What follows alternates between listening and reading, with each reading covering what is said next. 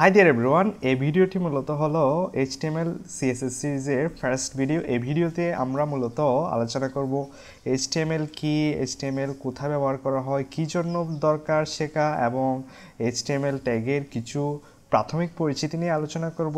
আশা করি সাথে থাকবেন। HTML হলো HyperText Markup Language। HTML এর মার্কআপ ট্যাগসমূহ ব্যবহার করে ওয়েব পেজের বেসিক কাঠামোগুলো তৈরি করা হয়। প্রকৃতপক্ষে এটি কোনো প্রোগ্রামিং ল্যাঙ্গুয়েজ নয়, এটি হচ্ছে সরাসরি মার্কআপ ট্যাগের সমন্বয়ে গঠিত। ইন্টারনেট তথা ওয়েব পেজ তৈরিতে HTML সর্বোচ্চ ব্যবহার রয়েছে। এটির ফাইল এক্সটেনশন হচ্ছে .html অথবা .htm, দুটি ব্যবহার হতে পারে, কিন্তু বেশিরভাগ ক্ষেত্রে .htmlটি বেশি ব্যবহৃত হয়। এতে বিভিন্ন HTML ট্যাগ ব্যবহার করে ফরম্যাটিং, অবজেক্ট ও লিঙ্ক প্রকাশ করা যায়। HTML এর সর্বশেষ ভার্সনটি হলো HTML5, যেটি নিয়ে আমরা এখন কাজ করব। সো HTML এ আপনারা চাইলে অডিও, ভিডিও, টেক্সট অনেক কিছু যোগ করতে পারেন। এটি মূলত হচ্ছে ওয়েবসাইট তৈরির জন্য। আর ওয়েব পেজ মূলত হচ্ছে দুই প্রকার, একটা হচ্ছে স্ট্যাটিক ওয়েব পেজ, আরেকটি হলো ডাইনামিক ওয়েব পেজ। HTML কোডগুলো সাধারণত লেখা হয় ট্যাগ ব্যবহার করে।